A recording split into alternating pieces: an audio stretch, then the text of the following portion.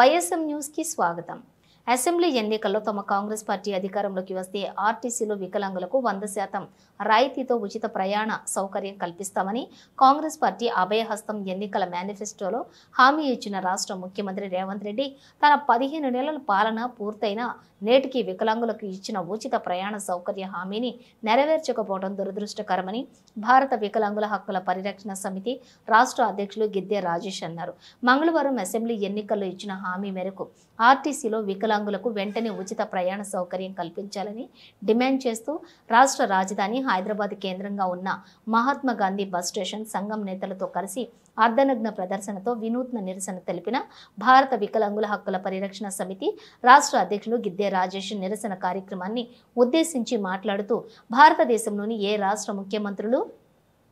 వికలాంగుల సమాజంపై చూపని వివక్ష తెలంగాణ ముఖ్యమంత్రి రేవంత్ రెడ్డి చూపిస్తున్నారని, ముఖ్యంగా అసెంబ్లీ ఎన్నికల సమయంలో చెప్పిన విధంగా అధికారంలోకి వచ్చిన నాటి నుంచి ఆర్టీసీలో ఆడవారికి ఉచిత ప్రయాణ సౌకర్యం కల్పించిన ముఖ్యమంత్రి రేవంత్ రెడ్డి రాష్ట్రంలో అట్టడుగున ఉండి దుర్భర జీవితాలు గడుపుతున్న వికలాంగులకు ఆయన కాంగ్రెస్ పార్టీ అభయహస్తం మేనిఫెస్టోలో ఇచ్చిన ఉచిత ప్రయాణ సౌకర్యం కల్పించే హామీని నేటికి నెరవేర్చకుండా వెనుకడుగు వేస్తున్న తీరు బాధాకరమని, వెంటనే ముఖ్యమంత్రి రేవంత్ రెడ్డి రాష్ట్ర రవాణా శాఖ మంత్రి పొన్నం ప్రభాకర్లు తమ తీరు మార్చుకుని అసెంబ్లీ ఎన్నికల్లో ఇచ్చిన హామీ మేరకు ఆర్టీసీలో వెంటనే 100% రాయితీతో ఉచిత ప్రయాణ సౌకర్యం కల్పించడంతో పాటు అసెంబ్లీ ఎన్నికల్లో వికలాంగులకు ఇచ్చిన హామీ మేరకు వికలాంగుల పెన్షన్ 6,000 పెంచాలని, రాష్ట్రంలో వికలాంగుల అట్రాసిటీ చట్టాన్ని సమర్థవంతంగా అమలు చేయాలని, వికలాంగుల సంక్షేమ శాఖను మహిళా శిశు సంక్షేమ శాఖ నుంచి వేరు చేసి ప్రత్యేక శాఖగా కొనసాగించాలని, ముఖ్యంగా రాబోయే పంచాయతీ ఎన్నికల్లో వికలాంగులకు ప్రత్యేక రాజకీయ రిజర్వేషన్ కల్పించాలని, లేకుంటే భారత వికలాంగుల హక్కుల పరిరక్షణ సమితి ఆధ్వర్యంలో తెలంగాణ రాష్ట్ర వ్యాప్తంగా ఆందోళన కార్యక్రమాలు ఉధృతరం చేస్తామని తెలిపారు। ఈ నిరసన కార్యక్రమంలో సంఘం రాష్ట్ర ఉపాధ్యక్షులు కొల్లూరు ఏదయ్య బాబు, సంఘం గ్రేటర్ హైదరాబాద్ జిల్లా ప్రధాన కార్యదర్శి ఆకుల గోపాల్, రాష్ట్ర మహిళా నాయకురాలు గుడిపల్లి సుమతి, నల్గొండ జిల్లా మహిళా నాయకురాలు గుండెబోయిన అలవేలు, చండూరు మండల అధ్యక్షులు ఆకారపు వెంకన్న, చండూరు మండల ఉపాధ్యక్షులు పలసగోని రవి, మునుగోడు మండల ఉపాధ్యక్షులు ఒంటెపాక ముత్తయ్య, చండూరు మండల యువజన విభాగం అధ్యక్షులు శ్రీకాంత్, మునుగోడు మండలం నాయకులు ఈదా పరమేశ్వర్, చండూరు మహిళా అధ్యక్షురాలు రేణుక తదితరులు పాల్గొన్నారు।